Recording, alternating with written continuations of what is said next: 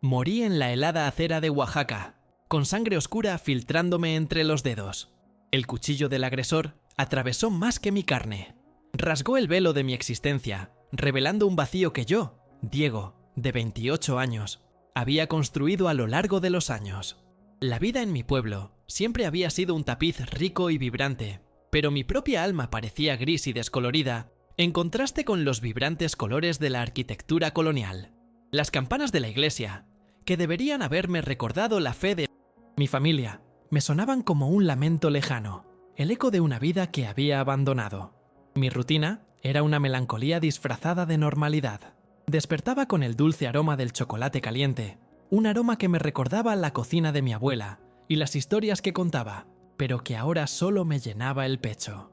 Pasaba las tardes en la plaza, a la sombra de los jacarandás, intentando vender mis alebrijes, esas coloridas máscaras de madera que el turismo ha popularizado.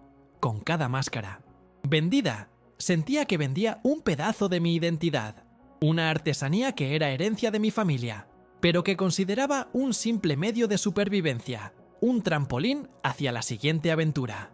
Era artesano, sí, pero mi verdadero oficio era escapar.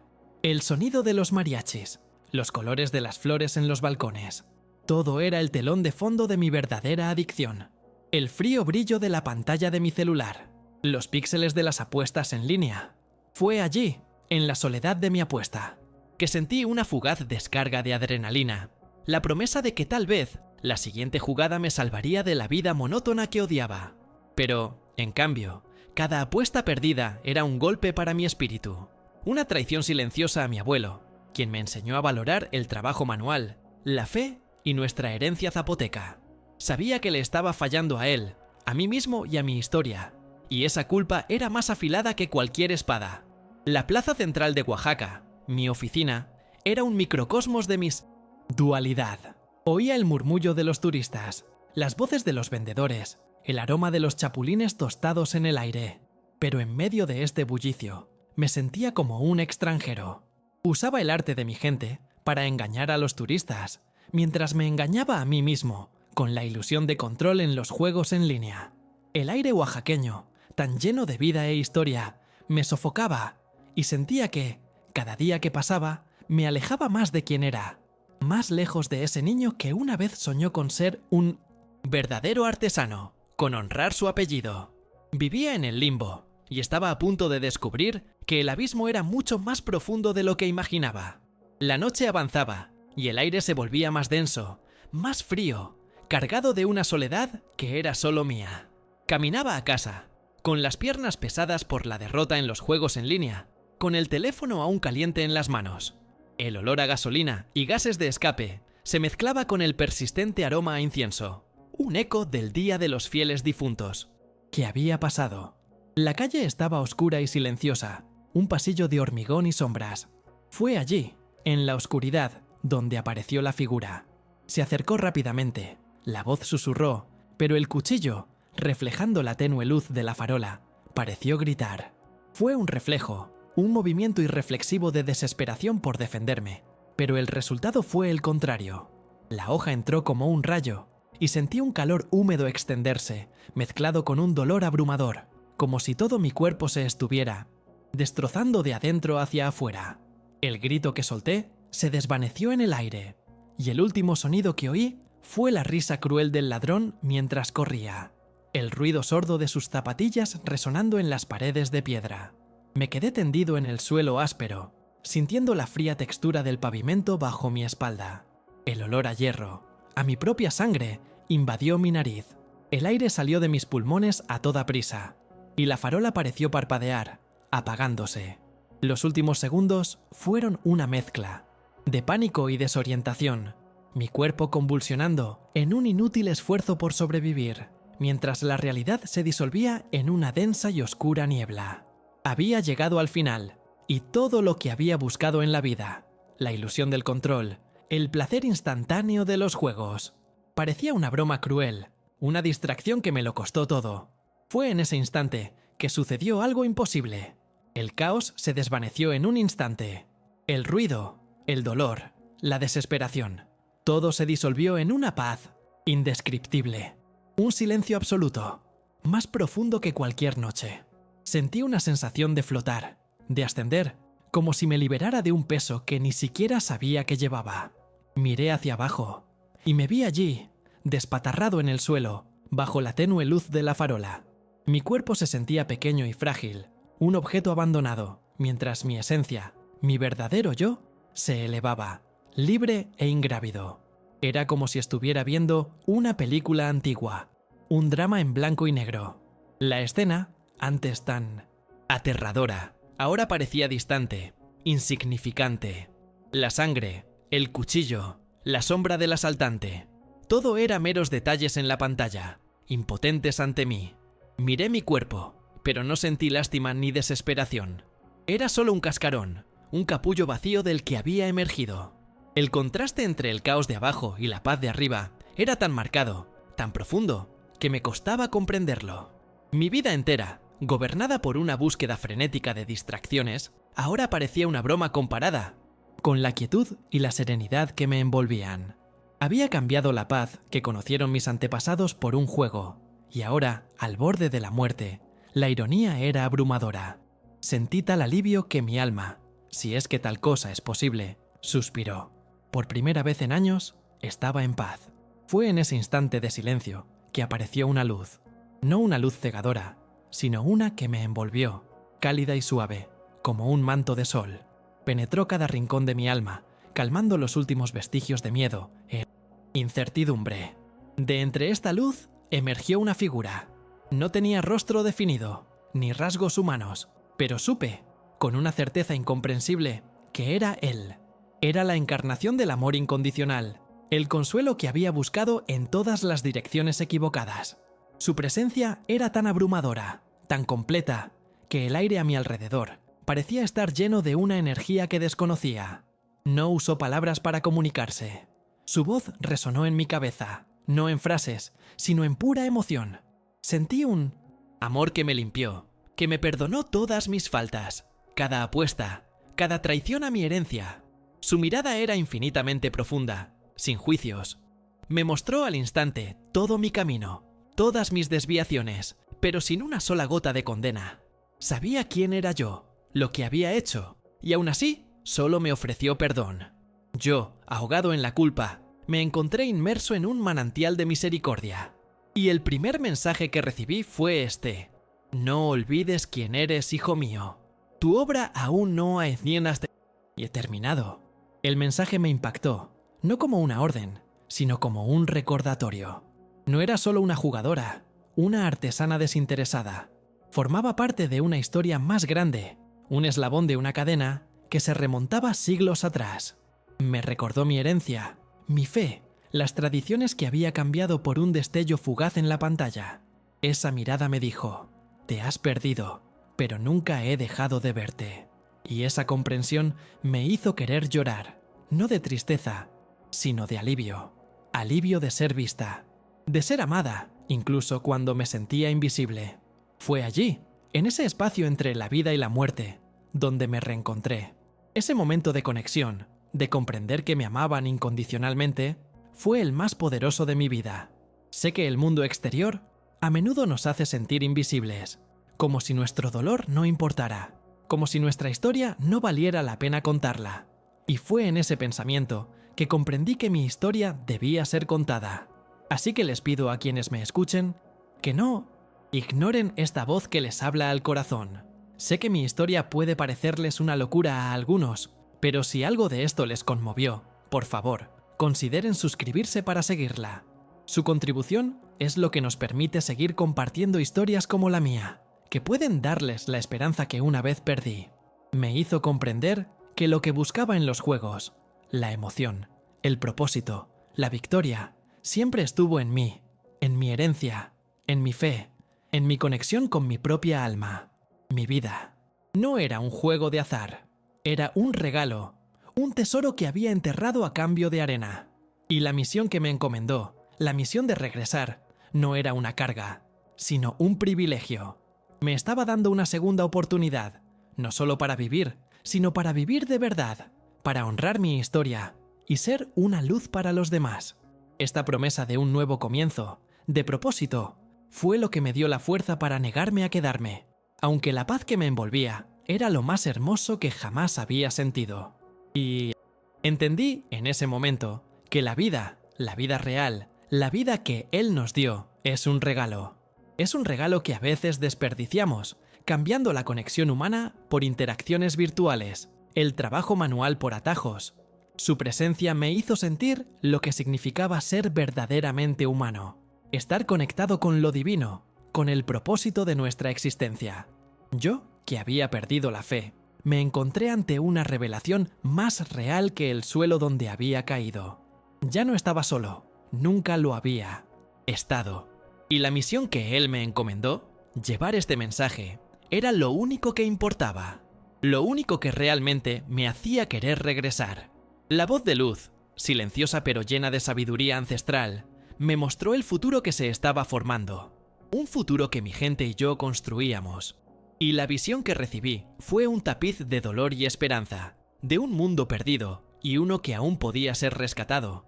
La primera pintura me mostró mi ciudad, Oaxaca, llena de colores vibrantes y sonidos de danza. Pero, de repente, la gente comenzó a cubrirse con máscaras. No los alebrijes que vendía, llenos de vida y alegría, sino máscaras de tristeza, soledad y depresión. Se movían en círculos, sin tocarse, cada uno atrapado en su propio universo de dolor. Vi las máscaras que vendíamos a los turistas. Ya no eran alebrijes, sino un vacío incoloro, una tristeza oculta tras sonrisas superficiales. La alegría de las fiestas y los bailes era solo una distracción, un ruido para enmascarar la soledad. El sonido de los tambores, antaño una celebración de la vida, se convirtió en un eco hueco. Y el olor a cacao e incienso, que me recordaba la fe de mi abuelo, ahora parecía un perfume añejo, desprovisto del alma que una vez tuvo. Y me encontré, con las manos vacías, mirando a la gente que una vez consideré mi comunidad, pero que parecía más distante que nunca. El segundo fotograma de la visión me mostró las manos de mis vecinos y amigos, atadas por cadenas invisibles. Intenté tocar una de las cadenas, pero no eran de metal, sino de píxeles y código de programación. Cada clic en juegos de azar, cada me gusta en redes sociales, cada minuto dedicado a trivialidades, era un nuevo vínculo que se cerraba alrededor de sus muñecas y mentes. La gente miraba las pantallas, pero no se miraba a la cara. El sonido de las notificaciones era la nueva campana de la iglesia, y la promesa de gratificación instantánea, la nueva fe. Las cadenas parecían ligeras, casi imperceptibles, pero eran más fuertes que el hierro. Vi el efecto de estas corrientes en mi gente, la artesanía, la danza, la música. Todo lo que nos definía se perdía en la búsqueda incesante de un punto más en un partido, de un video viral más. Las manos que deberían haber estado moldeando arcilla estaban pegadas a sus teléfonos. Las conversaciones en la mesa habían sido reemplazadas por el silencio, roto solo por el sonido de dedos deslizándose por las pantallas. Fue entonces cuando la voz me dijo, con una intensidad que resonó en cada fibra de mi ser: la adicción está matando la fe y la esperanza del 75% de los jóvenes de tu ciudad. Y esa cifra, el 75%, me golpeó con la fuerza de un puñetazo. Era la mayoría, la abrumadora mayoría, y yo era uno de ellos. Entonces, la escena cambió. El sonido de las cadenas fue reemplazado por el suave sonido de las manos moldeando arcilla. Vi a los artesanos, de vuelta en sus tornos, con una luz que no había visto en años en sus ojos. No había juegos ni teléfonos, solo estaban las manos, creando, y los ojos brillando de orgullo por su herencia. El olor a tierra mojada y la textura de la arcilla se mezclaban con la melodía de un canto antiguo, una canción que hablaba de nuestra historia.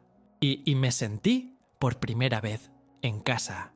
Fue allí donde la luz se manifestó en sus manos, y los alebrijes que crearon cobraron vida, volando por la ciudad como pájaros de colores que transformaban el paisaje.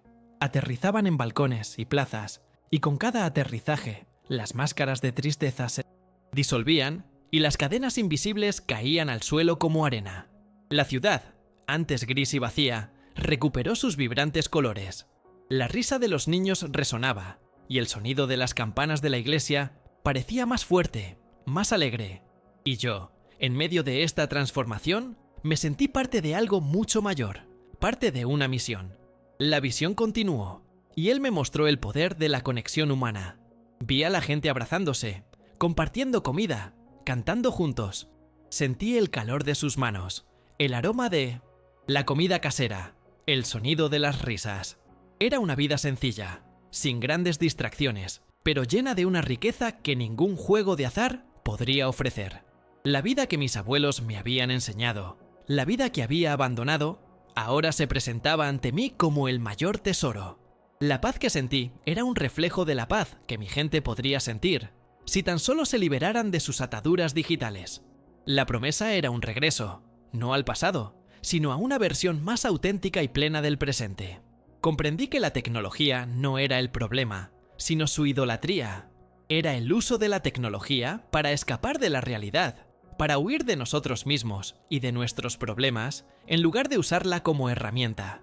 Comprendí que mi vida no era solo mía, sino parte de una historia colectiva, el viaje de un pueblo. La misión que me fue encomendada era clara. Tenía que regresar. Regresar y ser la prueba viviente de que la redención es posible. La visión me mostró que la fe, la tradición y la conexión humana son las verdaderas monedas de cambio. No pierden su valor, no se desgastan. Nos fortalecen y nos conectan con nuestra esencia. Y mi regreso fue la prueba de que la vida real, vale más que cualquier juego. La tranquilidad era tan grande, el amor tan intenso, que no quería regresar. Le rogué que me dejara quedarme allí, en su presencia. Después de todo, el dolor había desaparecido, la culpa se había disuelto, y sentí, por primera vez en mi vida, una auténtica sensación de pertenencia. El mundo de abajo, con sus juegos, sus escapes, su tristeza, parecía un recuerdo lejano y poco atractivo. Quería quedarme en ese lugar de paz infinita, de amor incondicional, donde era solo un alma, sin las preocupaciones terrenales que me consumían. La promesa de un regreso, de un nuevo comienzo, parecía una carga comparada con la gloria de ese momento. Mi alma, libre de mi cuerpo, no tenía prisa, ni miedo. Simplemente quería permanecer en ese abrazo de luz que me sanaba de todos los males. Pero la voz era clara y firme, pero llena de ternura. Tienes que volver. La gente necesita recordar tu fuerza y tu fe. Regresa y da testimonio del milagro. La orden no era un castigo, sino una misión. Tenía un propósito, una tarea que realizar. Mi vida no era solo mía, era un testimonio. Comprendí que la verdadera prueba del amor no es solo recibirlo, sino también poder devolverlo al mundo. Él me mostró que mi misión era clara: llevar el mensaje de que la vida real, la conexión con nuestra herencia y nuestra fe, vale más que cualquier gratificación instantánea. Y fue en ese momento que la paz comenzó a mezclarse con una sensación de urgencia, una necesidad de volver y hacer lo que debía hacerse. El regreso fue abrupto y violento. El olor a alcohol y a hospital me invadió la nariz, y el sonido de las sirenas rompió la paz que acababa de experimentar. Era como si mi alma se viera forzada a esconderse en un abrigo frío y pesado. Volví a sentir el dolor de la herida, pero de una forma diferente, más soportable. Escuché voces confusas, un murmullo de ¡ya regresa!, y la sirena de la ambulancia. Abrí los ojos y me encontré en el suelo, pero esta vez había gente a mi alrededor. Paramédicos, policías, curiosos. Me informaron que llevaba 10 minutos sin signos vitales. 10 minutos que parecieron una eternidad de paz y revelación.